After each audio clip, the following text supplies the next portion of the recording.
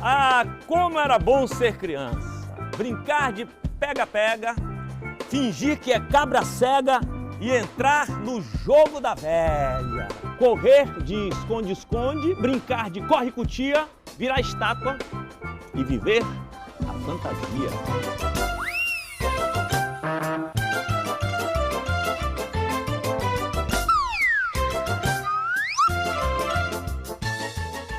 Bom dia, Salvador, bom dia, Bahia. Nós estamos em pleno mês da criança e para lembrar da nossa juventude, o cenário do programa de hoje é uma casa de brincadeiras, ou seja, um espaço feito especialmente para as crianças brincarem. No programa de hoje você vai ficar sabendo a importância da bioarquitetura. Tem também a estreia da série Antropologia Pop, com a antropóloga Goli Guerreiro, e o professor Sócrates vai dar várias dicas para você construir o seu próprio brinquedo. E ainda tem mais, As Aventuras do Gato Miau, um desenho animado genuinamente baiano. Os meninos estavam relaxados, aproveitando o sol, quando de repente surge uma barbatana de tubarão. Ai, caramba, tubarão! Cuidado, Bu! Cuidado, Miau! Bom, tudo isso você vai ver no Aprovado daqui a pouquinho, porque a gente começa o programa convidando você para entrar na máquina do tempo e fazer uma viagem pela Bahia de 1808.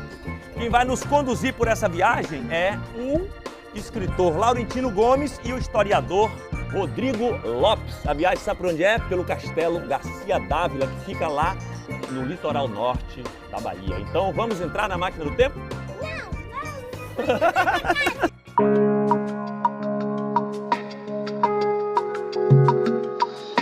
É impossível conhecer a nossa história atual sem pensarmos no que aconteceu nos anos pregressos.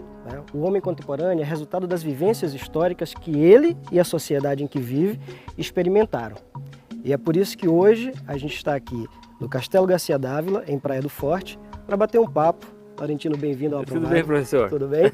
Como vai? Tudo bem, tudo firme. Então, estamos nesse lugar que é emblemático para a história do Brasil, né? É. E você veio para aqui para trabalhar um roteiro, a Rota de Dom João VI. Nós começamos esse ano, em 2016, um grande projeto envolvendo milhares de estudantes em 4 estados, 6 cidades, centenas de professores que passaram o ano estudando o livro 1808. E uma das ideias que apareceram foram justamente fazer um roteiro cultural ligado à história da Bahia, que é a Bahia de Dom João. Então, qual é o objetivo? É ajudar turistas, visitantes, os moradores da cidade de Salvador e os baianos a conhecer melhor a sua história.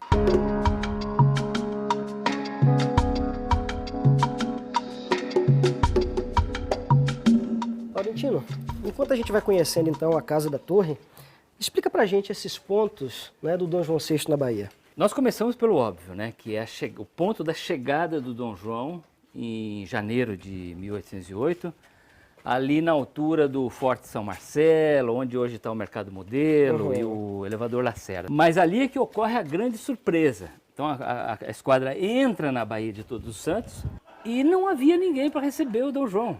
Então o governador fica sabendo que a corte já tinha entrado na Baía de Todos os Santos e ele tenta mobilizar o mais rapidamente possível quem importava, que era o Senado da Câmara, os grandes empresários, os grandes traficantes de escravos, a elite baiana da época. E aí vão todos para o cais. Você imagina o calor do verão da Bahia, aquela população seminua africana de um lado do cais e do outro uma coisa que parecia uma ópera, um teatro, ou seja, uma corte envergando casacas de veludo, meias de seda, sapato de fivela, perucas, olhando aquele Brasil tropical. Essas duas realidades nunca tinham se encontrado. Então eu imagino que foi um choque, foi um susto encontro cultural. Da Europa, civilizada, com o Brasil tropical.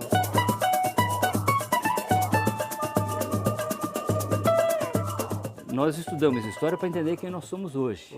A história é uma ferramenta de formação de identidade, né? Sim. O Brasil, quando Dom João chegou a Salvador, era o maior território negreiro das Américas. O Brasil recebeu 40% de todos os 12 milhões de escravos que vieram para o continente americano.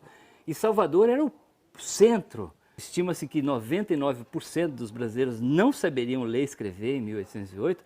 Não tinha imprensa, não tinha jornal, não tinha livros, não tinha escola de ensino superior. Aliás, não é por acaso que o Dom João cria em Salvador o primeiro curso superior do Brasil, que é a Escola de Medicina, né? Era uma colônia isolada em si, né? Totalmente isolada. E a riqueza de Portugal estava aqui. Aqui estava o açúcar, o ouro, o diamante, o café, que já começava a ser importante naquela época.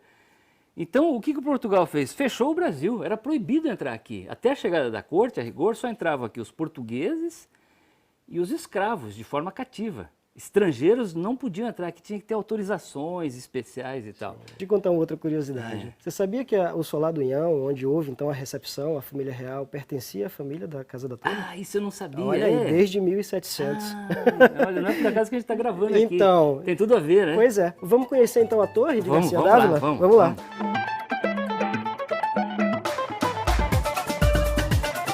Aqui a gente está nas ruínas do piso, né, o primeiro piso da Casa da Torre. A torre que ficava aqui à nossa direita. Né? Bom, até na vinda da família real, essa casa tem uma participação muito especial. Afinal de contas, ela fazia parte, ela era a ponta de lança, né, do sistema de comunicação daquela época. Porque a torre ela tinha uma função, ela cumpria uma função desde o século XVI. Então ela tinha uma altura muito mais alta que a casa. E em cima, uma grande fogueira, então, era acesa todas as vezes que se via daqui, porque a visão é privilegiada. Então qualquer nau que entrasse por essas bandas aqui, a torre imediatamente sinalizava com uma fogueira para duas comunidades que ficavam no intermédio entre Praia do Forte e Salvador, que é a comunidade de São João, né, e do Espírito Santo, que hoje correspondem a Jacuípe e a Vila de Abrantes. Cada uma dessas localidades também tinha uma torre. E assim que avistava o fogo, elas também acendiam os seus. Isso é fantástico. E elas iam se comunicando. É. Em Itapuã nós tínhamos outro posto avançado, no Rio Vermelho, e assim Salvador sabia do que estava acontecendo.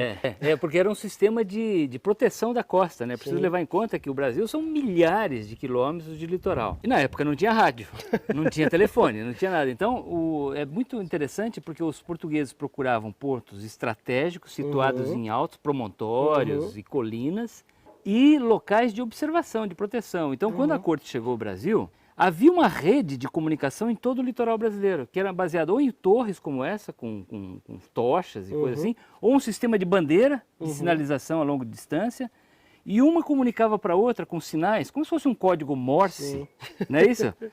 É o que estava acontecendo.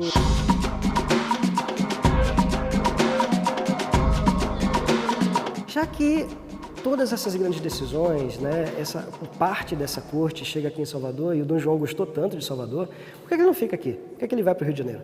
Isso é uma boa pergunta, que é uma pergunta muito interessante, porque de fato os baianos adoraram o Dom João. Diz que durante as semanas que ele ficou em Salvador, ele foi assim, teve festa quase todo dia.